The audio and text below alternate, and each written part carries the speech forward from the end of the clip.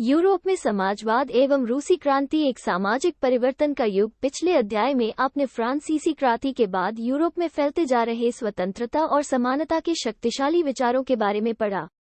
फ्रांसीसी क्रांति ने सामाजिक संरचना के क्षेत्र में आमूल परिवर्तन की संभावनाओं का सूत्रपात कर दिया था। जैसा कि आप पढ़ चुके हैं, 18वीं सदी से पहले फ्रांस का समाज मोटे तौर पर एस्टेट्स और श्रेणियों में बटा हुआ था। समाज की आर्थिक और सामाजिक सत्ता पर कुलीन वर्ग और चर्च का नियंत्रण था। लेकिन क्रांति के बाद इस संरचना को बदलना संभव दिखाई देने लगा। यूरोप और एशिया सहित दुनिया के बहुत सारे हिस्सों में व्यक्तिगत अधिकारों के स्वरूप और सामाजिक सत्ता पर किसका नियंत्रण हो, इस पर चर्चा छिड़ गई। भारत में भी राजा राममोहन रॉय और डेरोजियो ने फ्रांसीसी क्रांति के महत्व का उल्लेख किया। और भी बहुत सारे लोग क्रांति पश्चात यूरोप की स्थितियों के बारे में चल रही बहस में कूद पड़े। आगे चलकर उपनिवेशों में घटी घटनाओं ने भी इन विचारों को एक नया रूप प्रदान करने में योगदान दिया। मगर यूरोप में भी सभी लोग आमूल समाज परिवर्तन के पक्ष में नहीं थे। इस सवाल पर सबकी अलग अलग राय थी। बहुत सारे लोग बदलाव के लिए तो तैयार थे, लेकिन वो चाहते थे कि यह बदलाव धीरे धीरे हो। एक खेमा मानता था कि समाज का आमूल पुनर्गठन जरूरी है। कुछ रूढ़िवादी कंजर्वेटिव्स थे तो कुछ उदारवादी लिबरल्स या आमूल परिवर्तनवादी रेडिकल समाधानों के पक्ष में थे। उस समय के संदर्भ में इन शब्दों का क्या मतलब था? राजनीति की इन धाराओं में क्या फर्क थे और कौन कौन सी बातें थीं जो समान थीं? यहाँ हमें ध्यान रखना चाहिए कि इन शब्दों का अर्थ हर काल और परिवेश में एक ही नहीं होता। इस अध्याय में हम 19वीं शताब्दी की कुछ महत्वपूर्ण राजनीतिक परंपराओं का अध्ययन करेंगे और देखेंगे कि उन्होंने परिवर्तन के संदर्भ में क्या असर डाला। इसके बाद हम एक ऐसी ऐतिहासिक घटना पर अपना ध्यान केंद्रित करेंगे जिसमें समाज के रेडिकल पुनर्गठन का एक गंभीर प्रयास किया गया।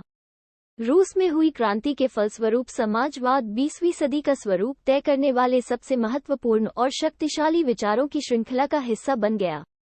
1.1 उदारवादी रेडिकल और रूढ़िवादी समाज परिवर्तन के समर्थकों में एक समूह उदारवादियों का था।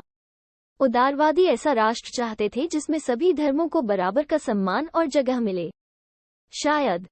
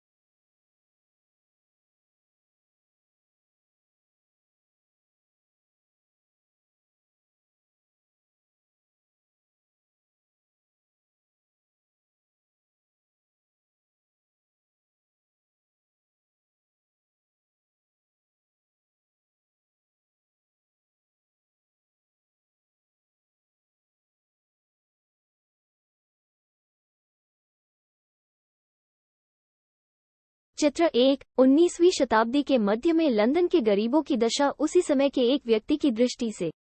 स्रोत Henry Mayhew, London labour and London poor. 1861 जाने पर तो बेरोजगारी और बढ़ जाती थी। शहर तेजी से बसते और फैलते जा रहे थे, इसलिए आवास और साफ सफाई का काम भी मुश्किल होता जा रहा था। उदारवादी और रेडिकल दोनों ही इन समस्याओं का हल खोजने की कोशिश कर रहे थे। लगभग सभी उद्योग व्यक्तिगत स्वामित्व में थे। बहुत सारे रेडिकल और उदारवादियों के पास भी काफी संपत्ति थी और उनके यहाँ बहुत सारे लोग नौकरी करते थे।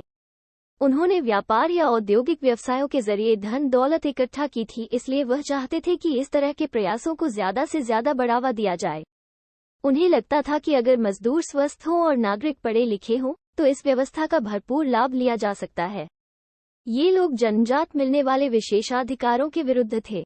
व्यक्तिगत प्रयास, श्रम और उद्यमशीलता में उनका गहरा विश्वास था।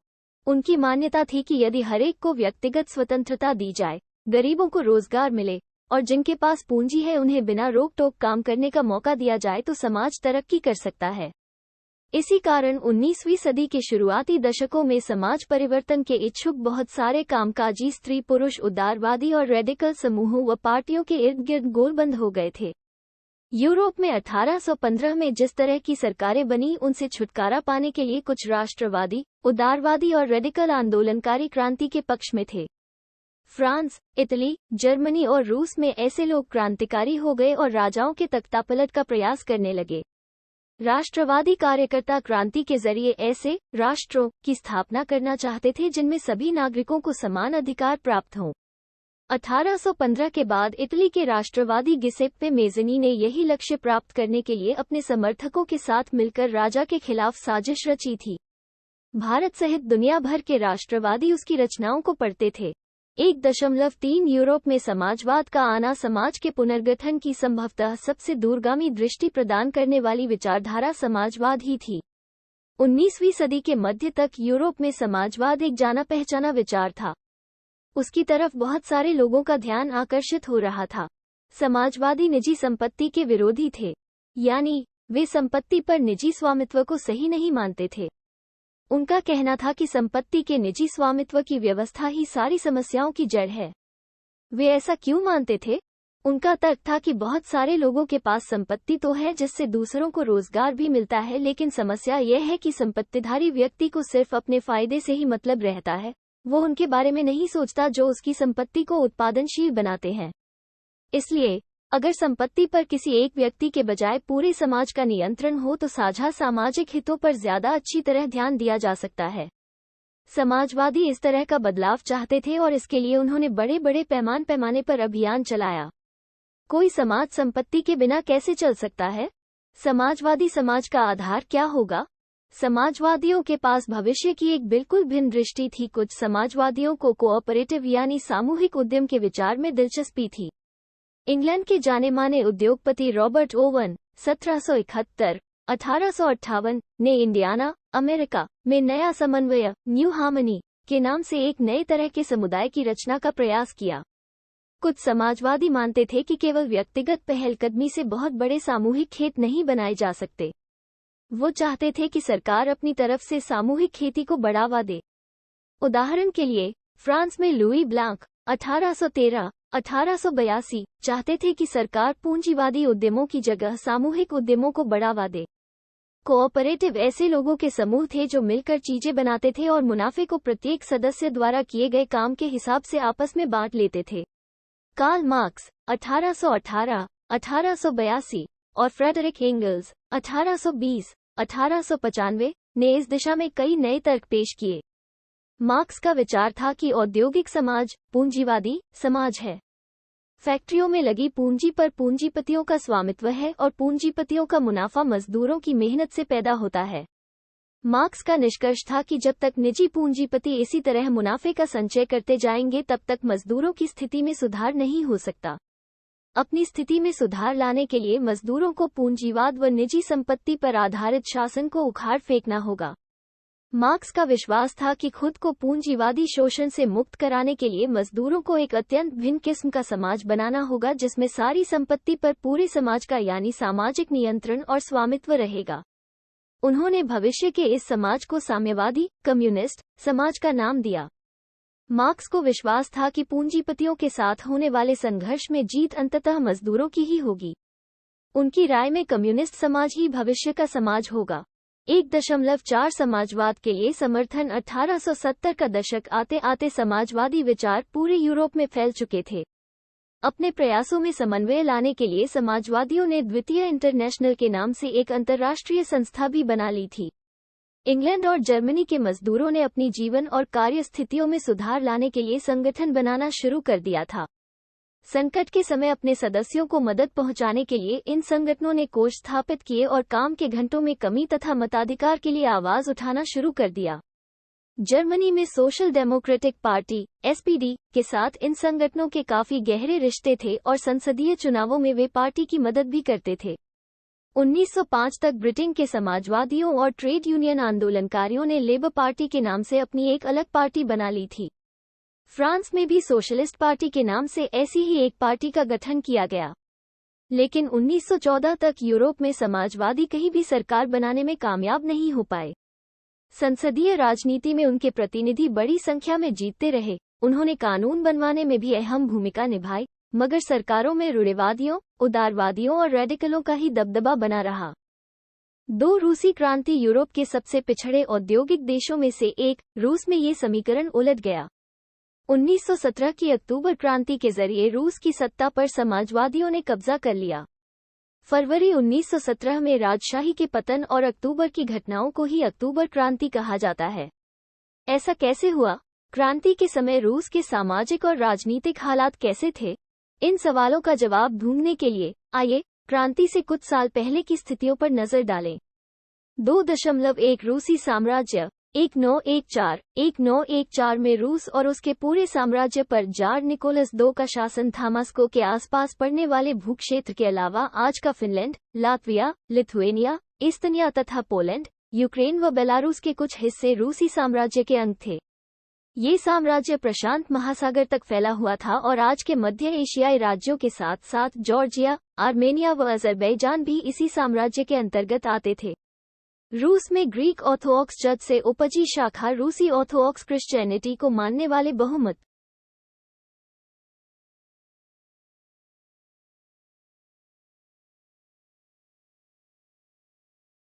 में थे, लेकिन इस साम्राज्य के तहत रहने वालों में कैथोलिक, प्रोटेस्टेंट, मुस्लिम और बौद्ध भी शामिल थे। 2.2 अर्थव्यवस्था और समाज 20वीं सदी की शुरुआत में रूस की आबादी का एक बहुत बड़ा हिस्सा खेती बाड़ी से जुड़ा हुआ था। रूसी साम्राज्य की लगभग 85% जनता आजीविका के लिए खेती पर ही निर्भर थी। यूरोप के किसी भी देश में खेती पर आश्रित जनता का प्रतिशत इतना नहीं था। उदाहरण के तौर पर फ्रांस और जर्मनी में खेती पर निर्भर आबादी 40-50% से ज्यादा नहीं थी। रूसी साम्राज्य के किसान अपनी जरूरतों के साथ साथ बाजार के लिए भी पैदावार करते थे। रूस अनाज का एक बड़ा निर्यातक था। उद्योग बहुत कम थे। सेंट पीटर्सबर्ग और मॉस्को प्रमुख औद्योगिक इलाके थे। हालांकि ज्यादातर उत्पादन कारीगर ही करते थे, लेकिन कारीगरों की वर्कशॉपों के साथ साथ बड़े बड़े कल कारखाने भी मौजूद थे। बहुत सारे कारखाने 1890 के दशक में चालू हुए थे, जब रूस के रेल नेटवर्क को फैलाया जा रहा था। उसी समय रूसी उद्योगों में विदेशी निवेश भी तेजी से बढ़ा था। इन कारकों के चलते कुछ ही सालों में रूस के कोयला उत्पादन में 2 गुना और स्टील उत्पादन में 4 गुना वृद्धि हुई थी। सन 1900 तक कुछ इलाकों में तो कारीगरों और कारखाना मजदूरों की संख्या लगभग बराबर हो चुकी थी। ज्यादातर कारखाने उद्योगपतियों की निजी संपत्ति थे।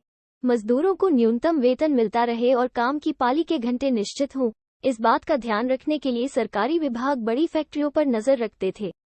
लेकिन फैक्ट्री इंस्पेक्टर भी नियमों के उल्लंघन को रोक पाने में नाकामयाब थे। कारीगरों की इकाइयों और वर्कशॉपों में काम की पाली प्रायः 15 घंटे तक खींच जाती थी, जबकि कारखानों में मजदूर आमतौर पर 10-12 घंटे की पालियों में काम करते थे। मजदूरों के रहने के लिए भी कमरों से लेकर डॉर्मेटरी तक तरह तरह की व्यवस्था मौजूद थी। सामाजिक स्तर पर मजदूर बटे हुए थे। कुछ मजदूर अपने मूल गांवों के साथ अभी भी गहरे संबंध बनाए हुए थे। बहुत सारे मजदूर स्थायी रूप से शहरों में ही बस चुके थे। उनके बीच योग्यता और दक्षता के स्तर पर भी काफी फर्क था।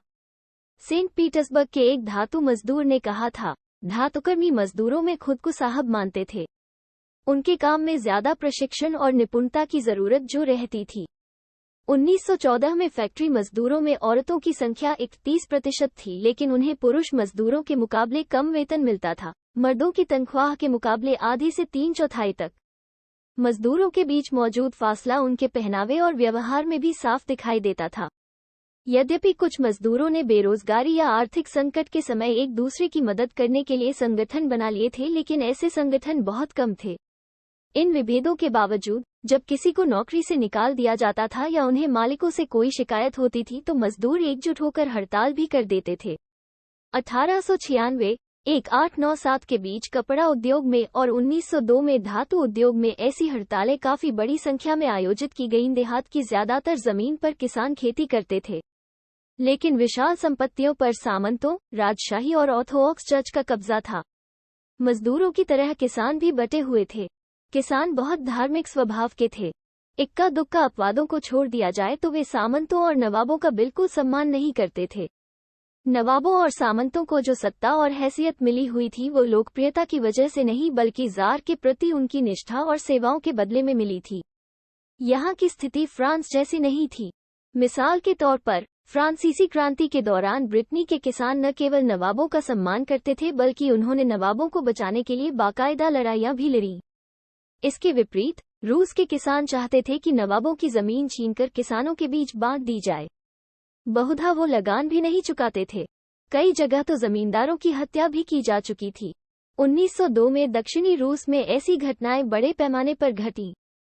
1905 में तो पूरे रूस में ही ऐसी घटनाएं घटने लगीं। रूसी किसान यूरोप के बाकी किसानों के मुकाबले एक और लिहाज से भी भिन्न थे। यहाँ के किसान समय समय पर सारी जमीन को अपने कम्यून मीर को सौंप देते थे और फिर कम्यून ही प्रत्येक परिवार की जरूरत के हिसाब से किसानों को जमीन बांटता था। 2.3 रूस में समाजवाद 1914 से पहले रूस में सभी राजनीतिक पार्टियां गैरकानूनी थीं।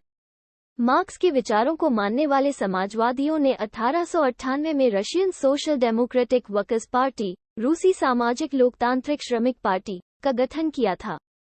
सरकारी आतंक के कारण इस पार्टी को गैरकानूनी संगठन के रूप में काम करना पड़ता था। इस पार्टी का एक अखबार निकलता था, उसने मजदूरों को संगठित किया था और हड़ताल आदि कार्यक्रम आयोजित किए थे।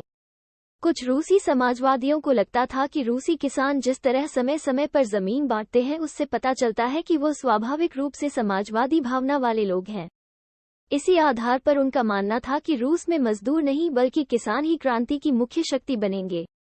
वे क्रांति का नेतृत्व करेंगे और रूस बाकी देशों के मुकाबले ज्यादा जल्दी समाजवादी देश बन जाएगा। 19वीं सदी के आखिर में रूस के ग्रामीण इलाकों में समाजवादी काफी सक्रिय थे। सन 1900 में उन्होंने सोशलिस्ट रेवोल्यूशनरी पार्टी, समाजवादी क्रांतिकारी पार्टी का गठन कर लिया। इस पार्टी ने किसानों के अधिकारों के लिए संघर्ष किया और मांग की कि सामंतों के कब्जे वाली जमीन फौरन किसानों को सौंपी जाए। किसानों के सवाल पर स्रोत का उस समय के समाजवादी कार्यकर्ता अलेक्जेंडर शल्यानिकोव के वक्तव्य से पता चलता है कि बैठकें कैसे आयोजित की जाती थी। एक एक कारखाने और दुकान में जाकर प्रचार किया जाता था। अध्ययन चक्र भी चलाए जाते थे। संबंधित अधिकृत मुद्दों के मामलों पर कानूनी बैठकें भी बुलाई जाती थी, लेकिन इस गतिविधि को मजदूर वर्ग की मुक्ति के व्यापक संघर्ष में बड़ी निपुणता से पिरो दिया जाता था। गैरकानूनी बैठकें जरूरत के वक्त फौरन आयोजित कर ली जाती थी, लेकिन लंच के दौरान, शाम को, फाटक के बाहर, यार्ड में या कई मंजिला इमारतों की सीढ़ियों में व्यवस्थित ढंग से बैठकें आयोजित की जाती थीं। सबसे जागरूक मजदूर दरवाजे के पास प्लग का काम संभालते थे और मुहाने पर पूरी भीड़ इकट्ठा हो जाती थी। वहां सबके सामने एक आंदोलनकारी खड़ा होता था। मालिक टेलीफोन पर पुलिस को इस बारे में जानकारी देते थे, लेकिन जब तक पुलिस पहुंचती थी तब तक भाषण पूरे हो चुके होते थे और जरूरी फैसले ले लिए जाते थे। Alexander Shlyapnikov, on the eve of 1917, reminiscences from the revolutionary underground. सामाजिक लोकतंत्रवादी, सोशल डेमोक्रेट्स, खेमा समाजवादी क्रांतिकारियों से सहमत नहीं था।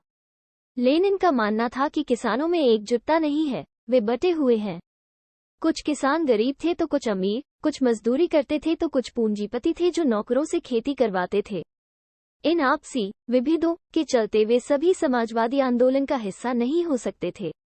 सांगठनिक रणनीति के सवाल पर पार्टी में गहरे मतभेद थे। व्लादिमीर लेनिन, बोल्शेविक खेमे के मुखिया, सोचते थे कि ज़ार राजा शासित रूस जैसे दमनकारी समाज में पार्टी अत्यंत अनुशासित होनी चाहिए और अपने सदस्यों की संख्या व स्तर पर उसका पूरा नियंत्रण होना चाहिए। दूसरा खेमा मेंशेविक मानता था कि पार्टी में सभी को सदस्यता दी जानी चाहिए। 2.4 उथल पुथल का समय 1905 की क्रांति रूस एक निरंकुश राजशाही था। अन्य यूरोपीय शासकों के विपरीत 20वीं सदी की शुरुआत में भी ज़ार राष्ट्रीय संसद के अधीन नहीं था। उदारवादियों ने इस स्थिति को खत्म करने के लिए बड़े पैमाने पर मुहिम चलाई। 1905 की क्रांति के दौरान उन्होंने संविधान की रचना के लिए सोशल डेमोक्रेट और समाजवादी क्रांतिकारियों को साथ लेकर किसानों और मजदूरों के बीच काफी काम किया। रूसी साम्राज्य के तहत उन्हें राष्ट्रवादियों जैसे पोलैंड में और इस्लाम के आधुनिकीकरण के समर्थक जदीदियों मुस्लिम बहुल इलाकों में कभी समर्थन मिला। रूसी मजदूरों के लिए 1904 का साल बहुत बुरा रहा। कीमतें इतनी तेजी से बढ़ी कि वास्तविक वेतन में 20 जरूरी चीजों की प्रतिशत तक की गिरावट आ गई। उसी समय मजदूर संगठनों की सदस्यता में भी तेजी से वृद्धि हुई। जब 1904 में ही गठित की गई असेंबली ऑफ रशियन वर्कर्स रूसी श्रमिक सभा के 4 सदस्यों को प्यूतिलोव आयरन वर्क्स में उनकी नौकरी से हटा दिया गया तो मजदूरों ने आंदोलन छेड़ने का ऐलान कर दिया। अगले कुछ दिनों के भीतर सेंट पीटर्सबर्ग के 110,000 से ज्यादा मजदूर काम के घंटे घटाकर 8 घंटे किए जाने, वेतन में वृद्धि और कार्यस्थितियों में सुधार की मांग करते हुए हड़ताल पर चले गए। इसी दौरान जब पादरी गैपोन के नेतृत्व में मजदूरों का एक जुलूस विंटर पैलेस ज़ार का महल के सामने पहुंचा तो पुलिस और कोसैक्स ने मजदूरों पर हमला बोल दिया। इस घटना में 100 से ज्यादा मजदूर मारे गए और लगभग 300 घायल हुए। इतिहास में इस घटना को खूनी रविवार के नाम से याद किया जाता है। 1905 की क्रांति की शुरुआत इसी घटना से हुई थी। सारे देश में हड़तालें होने लगीं। जब नागरिक स्वतंत्रता के अभाव का विरोध करते हुए विद्यार्थी अपनी कक्षाओं का बहिष्कार करने लगे तो विश्वविद्यालय भी बंद कर दिए गए। वकीलों, डॉक्टरों, इंजीनियरों और अन्य मध्यवर्गीय कामगारों ने संविधान सभा के गठन की मांग करते हुए यूनियन ऑफ यूनियंस की स्थापना कर दी। 1905 की क्रांति के दौरान ज़ार ने एक निर्वाचित परामर्शदाता संसद या ड्यूमा के गठन पर अपनी सहमति दे दी। क्रांति के समय कुछ दिन तक फैक्ट्री मजदूरों की बहुत सारी ट्रेड यूनियनें और फैक्ट्री कमेटियां भी अस्तित्व में रहीं। 1905 के बाद ऐसी ज्यादातर कमेटियां और यूनियनें अनधिकृत रूप से काम करने लगीं क्योंकि उन्हें गैरकानूनी घोषित कर दिया गया था।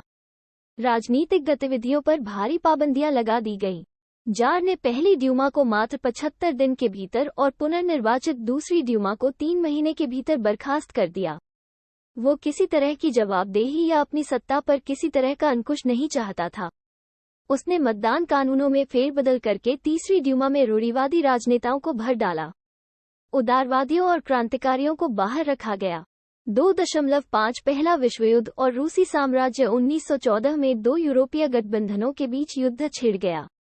एक खेमे में जर्मनी, ऑस्ट्रिया और तुर्की केंद्रीय शक्तियां थे तो दूसरे खेमे में फ्रांस, ब्रिटेन व रूस, बाद में इटली और रोमानिया भी इस खेमे में शामिल हो गए थे। इन सभी देशों के पास विशाल वैश्विक साम्राज्य थे, इसलिए यूरोप के साथ साथ यह युद्ध यूरोप के बाहर भी फैल गया था। इसी युद्ध को पहला विश्व युद्ध कहा जाता है। इस युद्ध को शुरू में रूसियों का काफी समर्थन मिला। जनता ने ज़ार का साथ दिया, लेकिन जैसे जैसे युद्ध लंबा खींचता गया, ज़ार ने ड्यूमा में मौजूद मुख्य पार्टियों से सलाह लेना छोड़ दिया। उसके प्रति जनसमर्थन कम होने लगा। जर्मनी विरोधी भावनाएं दिनों-दिन बलवती होने लगीं। जर्मनी विरोधी भावनाओं के कारण ही लोगों ने सेंट पीटर्सबर्ग का नाम बदलकर पेट्रोग्राद रख दिया, क्योंकि सेंट पीटर्सबर्ग जर्मन नाम था। जारिना, ज़ार की पत्नी महारानी अलेक्सांद्रा के जर्मन मूल का होने और उसके घटिया सलाहकारों, खासतौर से रास्पुतिन नामक एक सन्यासी ने राजशाही को और अलोकप्रिय बना दिया। प्रथम विश्व युद्ध के पूर्वी मोर्चे पर चल रही लड़ाई पश्चिमी मोर्चे की लड़ाई से भिन्न थी। पश्चिम में सैनिक पूर्वी फ्रांस की सीमा पर बनी खाइयों से लड़ाई लड़ रहे थे, जबकि पूर्वी मोर्चे पर सेना ने काफी बड़ा फासला तय कर लिया था। इस मोर्चे पर बहुत सारे सैनिक मौत के मुंह में जा चुके थे। सेना की पराजय ने रूसियों का मनोबल तोड़ दिया। 1914 से 1916 के बीच जर्मनी और ऑस्ट्रिया में रूसी सेनाओं को भारी पराजय झेलनी पड़ी। 1917 तक 70 लाख लोग मारे जा चुके थे। पीछे हटती रूसी सेनाओं ने रास्ते में पड़ने वाली फसलों और इमारतों को भी नष्ट कर डाला ताकि दुश्मन की सेना वहां टिक ही न सके। फसलों और इमारतों के विनाश से रूस में 30 लाख से ज्यादा लोग शरणार्थी हो गए। इन हालात ने सरकार और ज़ार दोनों को अलोकप्रिय बना दिया। सिपाही भी युद्ध से तंग आ चुके थे। अब वे लड़ना नहीं चाहते थे।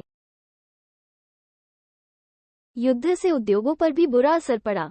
रूस के अपने उद्योग तो वैसे भी बहुत कम थे, अब तो बाहर से मिलने वाली आपूर्ति भी बंद हो गई, क्योंकि बाल्टिक समुद्र में जिस रास्ते से विदेशी औद्योगिक सामान आते थे उस पर जर्मनी का कब्जा हो चुका था।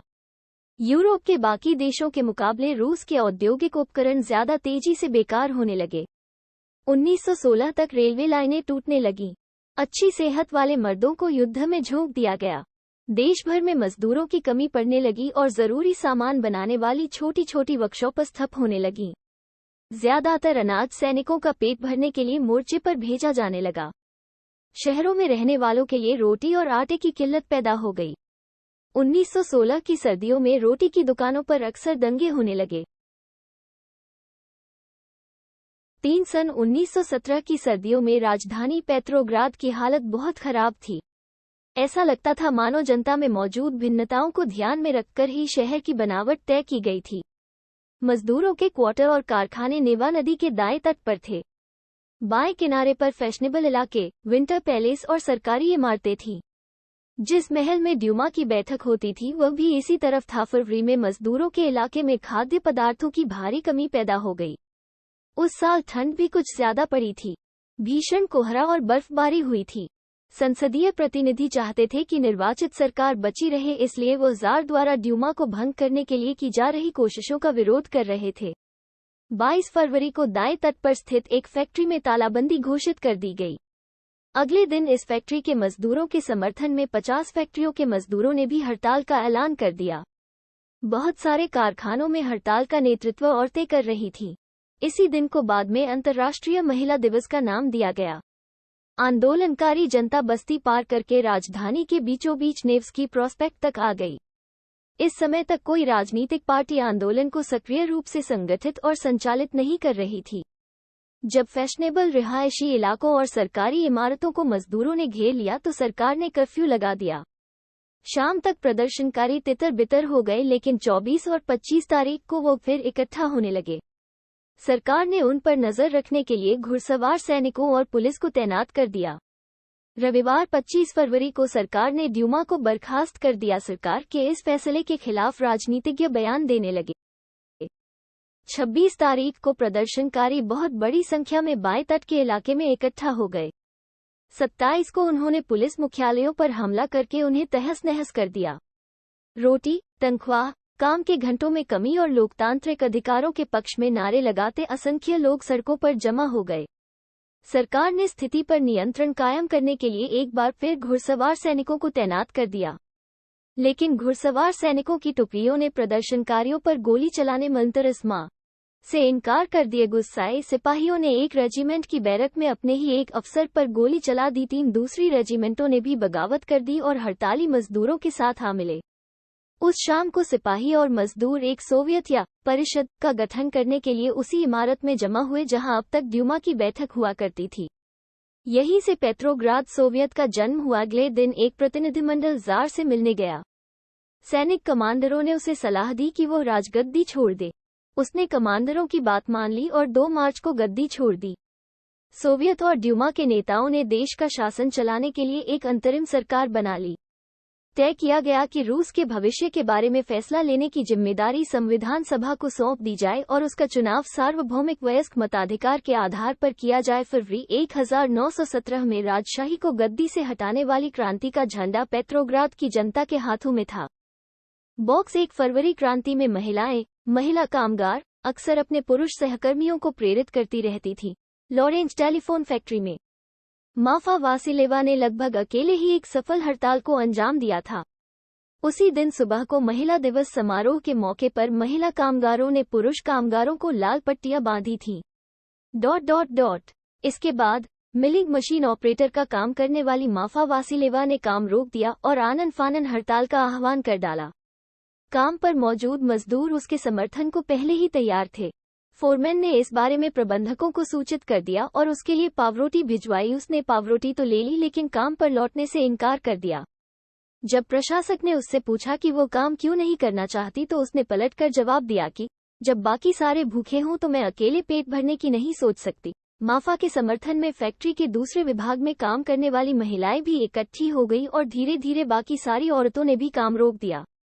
जल्दी ही पुरुषों ने भी औजार जमीन पर डाल दिए और पूरा हुजूम सड़क पर निकल आया। स्रोत चोई चैटर्जी सेलिब्रेटिंग विमेन 2002-1 3.1 फरवरी के बाद अंतरिम सरकार में सैनिक अधिकारी, भूस्वामी और उद्योगपति प्रभावशाली थे। उनमें उदारवादी और समाजवादी जल्दी से जल्दी निर्वाचित सरकार का गठन चाहते थे। जनसभा करने और संगठन बनाने पर लगी पाबंदी हटा ली गई। हालांकि निर्वाचन का तरीका सब जगह एक जैसा नहीं था, लेकिन पेट्रोग्राद सोवियत की तर्ज पर सब जगह सोवियतें बना ली गईं। अप्रैल 1917 में बोल्शेविकों के निर्वासित नेता व्लादिमीर लेनिन रूस लौट आए। लेनिन के नेतृत्व में बोल्शेविक 1914 से ही युद्ध का विरोध कर रहे थे। उनका कहना था कि अब सोवियतों को सत्ता अपने हाथों में ले लेनी चाहिए। लेनिन ने बयान दिया कि युद्ध समाप्त किया जाए, सारी जमीन किसानों के हवाले की जाए और बैंकों का राष्ट्रीयकरण किया जाए।